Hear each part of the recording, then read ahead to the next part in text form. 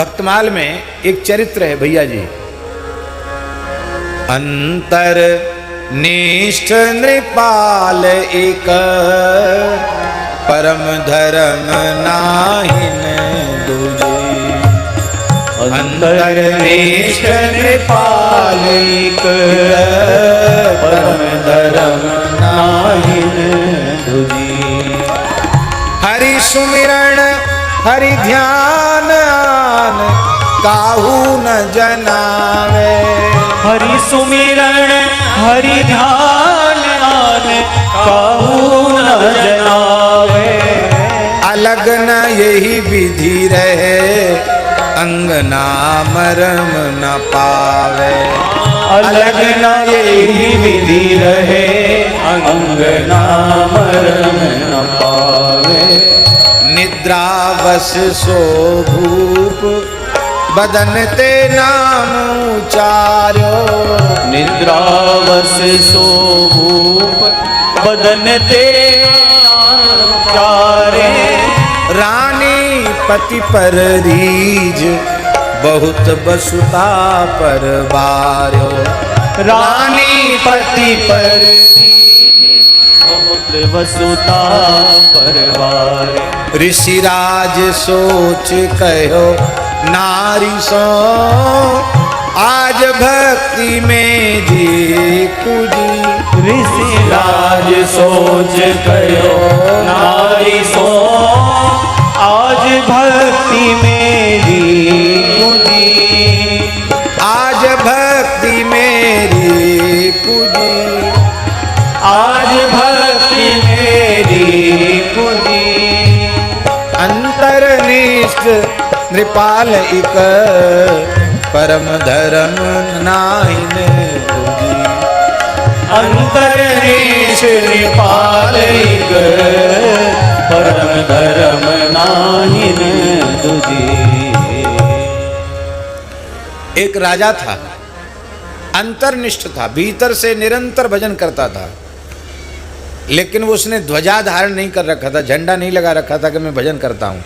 बहुत से लोग भजन का झंडा लगा के रखते ना, हम भजन करते हैं, भजन का झंडा नहीं लगा रखा था। ये सब झंडा है, ये सब जो तिलक छापा ये सब झंडा है, झंडा नहीं लगा रखा था उसने, पर भजन निरंतर करता था। हरि सुमिरण हरि ध्यान, निरंतर हरि सुमिरण और हरि ध्यान। लेकिन आन काहू न जनावे, किसी को खबर नहीं थी कि भजन करता है। और तो और अलग न यही विधि रहे अंगना मरम न पावे। उसकी जो रानी थी वो भी यह मर्म नहीं जान पाई कि ये भजन करता है। माताओं की एक शिकायत सबसे भारी रहती है, जानते हैं क्या? महाराज कुछ आशीर्वाद दीजिए, ये बिल्कुल भजन नहीं करते हैं, न पूजा करें, न पाठ करें, न जप करें, न माला फेरें, इनका तो पता नहीं स्वभाव कैसा है, मन कैसा है, बिल्कुल भजन नहीं करते हैं। महाराज अब क्या करें, हमारे कोई कर्म थे ऐसे, हैगा ब्याह इनते, घोर नास्तिक हैं, कुछ नहीं, इन पे कृपा करो, ये भजन करवे लग जाएं। किसके अंतःकरण की क्या स्थिति है कौन जान सकता है? ईमानदारी से जो भजन करेगा उसको दूसरे की तरफ देखने का अवकाश कहाँ है? पर माताएं ये बहुत ज्यादा अपने में अहंकार, ये बिल्कुल नहीं करते हैं। अरे ये बिल्कुल नहीं करते हैं। यदि तुम सती साध्वी पतिव्रता नारी हो तो तुम्हें पति में मनुष्य बुद्धि रखनी ही नहीं चाहिए, तुम्हें यह भाव रखना चाहिए नारायण है।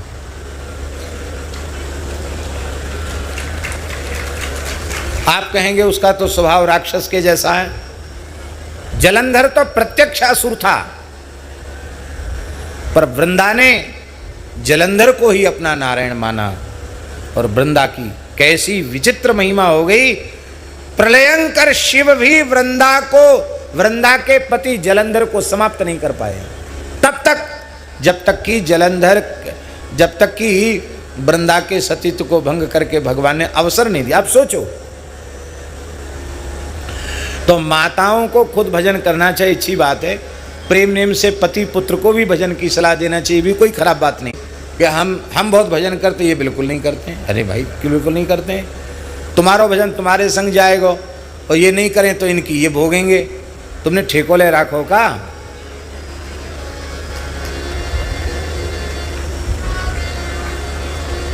भजन सबको करना चाहिए, लेकिन हम खुद भजन तो करते नहीं, दूसरे के पीछे पड़े रहते हैं। रानी भी दुखी रहती थी,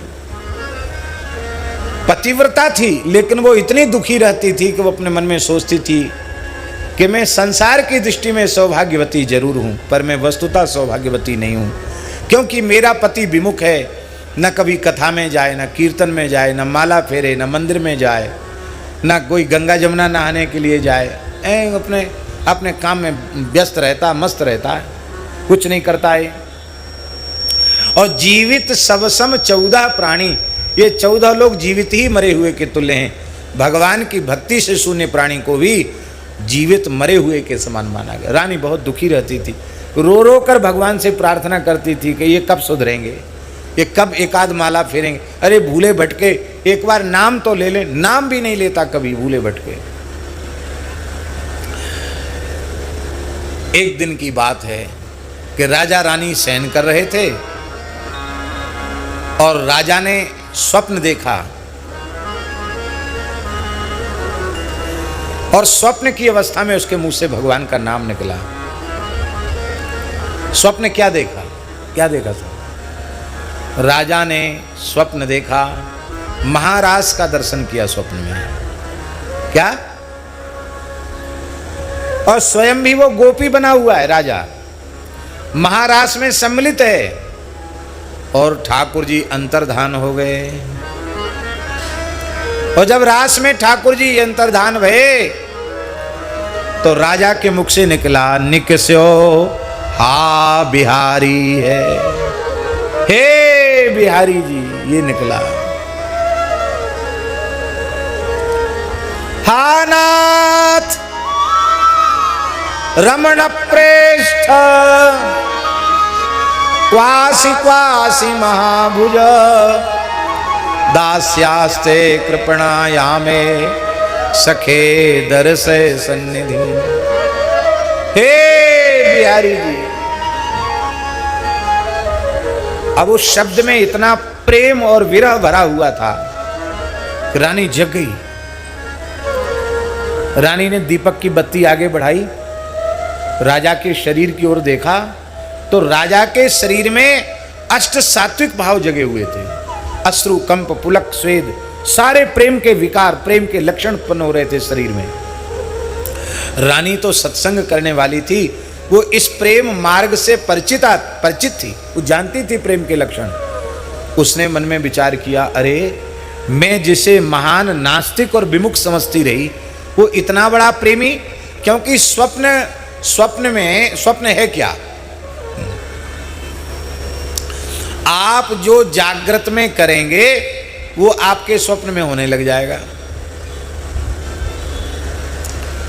एक बहुत अच्छे महात्मा हैं, हमारे प्रेमी परिचित हैं, नाम जानकर हम उनका नहीं ले रहे हैं। तो उन महात्मा ने हमको एक अनुभूति सुनाई। उन्होंने सुनाया कि महाराज जी,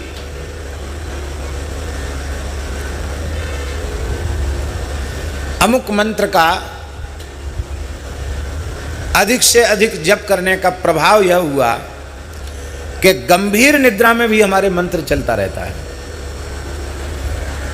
जब कभी उठते हैं तो मंत्र सुनाई पड़ता है। इसको कहते हैं मंत्र का जग जाना, मंत्र का जागृत हो जाना, नाम का जागृत हो जाना। ये हो जाता है।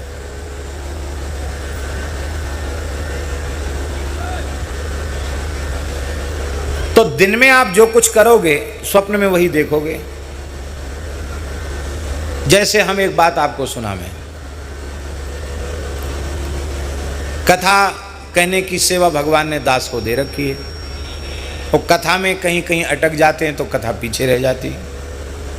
तो बड़ी चिंता, अब तो उतनी चिंता नहीं होती क्योंकि अभ्यास में आ गया। तो चिंता होती थी कि अरे अब कल चौथा दिन है, कृष्ण जन्म होना है, और अभी तो हमने बड़ी मेहनत करके 3 स्कंद ही कर पाए। अब चौथा, 5वां, 6ठा, 7वां, 8वां, 9वां, फिर 10वें के 5 अध्याय तक पहुंचना है, 10वें स्कंद के। कैसे इतनी कथा होगी? 7 स्कंद पार करना कैसे होगा? चिंता हो गई। अब सो गए तो चौथे स्कंद से कथा शुरू कर दी। और सवेरे 4 बजे, 3:30 से 4 के बीच में तो उठना ही चाहिए। उठे तो उठने के पहले तक नंदोत्सव हो गया। नंदस्त्वात्मा, जो बड़ी मन में शांति आई, कह रहे चलो खूब मेहनत करी पर पहुंच गए नंदोत्सव तक। अब जैसी जगे, अरे भैया ये तो सपने की कथा आई। अब मंच पर, उस समय 2 समय कथा कहते थे, अब मंच पे जाके तो फिर से वैसे ही बोलना पड़ेगा। ये क्या है? जो काम आप ज़्यादा से ज़्यादा करेंगे वही काम स्वप्न में आपको दिखाई पड़ेगा। आप पूजा करोगे तो स्वप्न में पूजा दिखाई पड़ेगी। ज़्यादा भगवान के गुणों का चिंतन करोगे तो भगवान के गुणों का चिंतन चले। आप अधिक व्याख्यान दोगे तो स्वप्न में भी आपका व्याख्यान चलता रहेगा। तो रानी ने यह पक्का निश्चय कर लिया कि दिन रात भजन करता है, नहीं तो स्वप्न में इस तरह का भगवान नाम, विरह से सना हुआ भगवान नाम इसकी वाणी से प्रकट नहीं हो सकता था।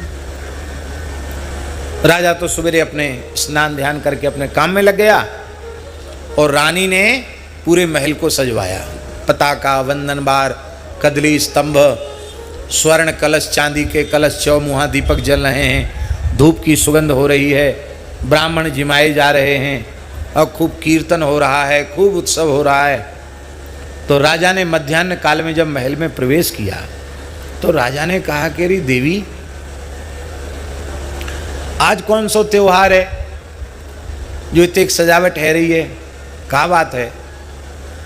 रानी बोली, महाराज आपका जन्मोत्सव है, आज आपका जन्मोत्सव हम मना रहे हैं। राजा ने कहा नहीं, तुम्हें भ्रम हो गया, हमारी आज तो जन्म तिथि तो नहीं है, न जन्म का महीना है, न जन्म की तिथि, हमारा जन्मोत्सव तो नहीं।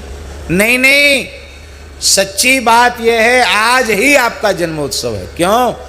अब तक मैं आपको जीवित ही नहीं समझती थी, मैं समझती थी आप भक्ति शून्य हैं, पर आज स्वप्न के समय आपकी वाणी से भगवान का नाम निकला तो आपका जन्म हो गया एक भक्त के रूप में, इसलिए आपका जन्मोत्सव हम मना रहे हैं, यही आपके जन्मोत्सव का।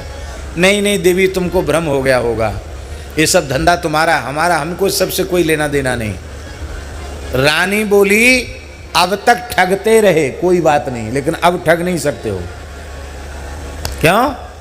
क्योंकि मैं बढ़िया से पहचान चुकी हूं कि आप भगवान के महान प्रेमी अनुरागी संत हैं, आप कोई सामान्य पुरुष नहीं हैं, मैं आपको पहचान गई हूं। राजा विकल हो गया। ऋषिराज सोच कहो नारी सो, आज भक्ति मेरी कुजी, आज मेरी भक्ति लुट गई। पता चल गया, जब तक पता नहीं चलेगा तब तक लूट नहीं होगी। भले ही आपके पास कोहिनूर रखा हो, पता न चले तो सुरक्षित है, और पता चल जाए तो बाहर के चोर तो पीछे चुरामेंगे, पहले घर को ही कोई चुरा ले, वो घर का ही कोई लपक लेगा, बाहर के तो पीछे चुरामेंगे। आज भक्ति मेरी कुजी। और राजा ने कहा, मैंने तो इस निष्ठा से नाम जपा था कि नाम ही मेरा प्राण है, और अब नाम निकल गया तो रह क्या गया। इसलिए नाम निकल गया, नाम के वियोग में राजा ने समाधि लगाकर तत्काल अपने प्राणों का परित्याग कर दिया।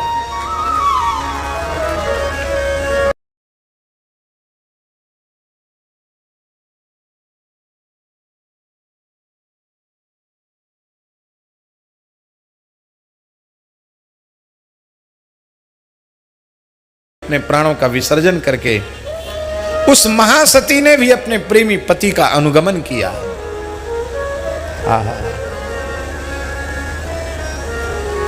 इसलिए भैया अंतर्निष्ठ।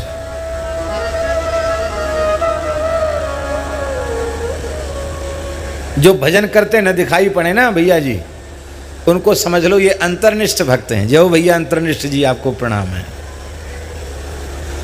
भले ही भजन कर तो हो चाहे न कर तो हो, आपको भाव तो बने रहेगो, आपको मन तो पवित्र होएगो। काऊ अभक्त को हमने भक्त मान लियो तो हमारो कहा बिगड़ गयो, हमारो चित्त तो शुद्ध है गयो कि नहीं। और है तो भक्त पर हमने वाकू अभक्त मान लियो तो हमको भक्तापराध लग गयो, वैष्णवापराध लग गयो। या लिए अपने को छोड़ के सबको भक्त मानो। हमें तो यही समझ में आवे बोले शंकर जी, अपने को मानो कि मैं तो महाअधम पतित हूँ, मैं भगवान का भक्त नहीं हूँ, मैं विमुख हूँ। बाकी आप सब भगवान के महान भक्त हैं, आप सबके चरणों में हम प्रणाम करते हैं।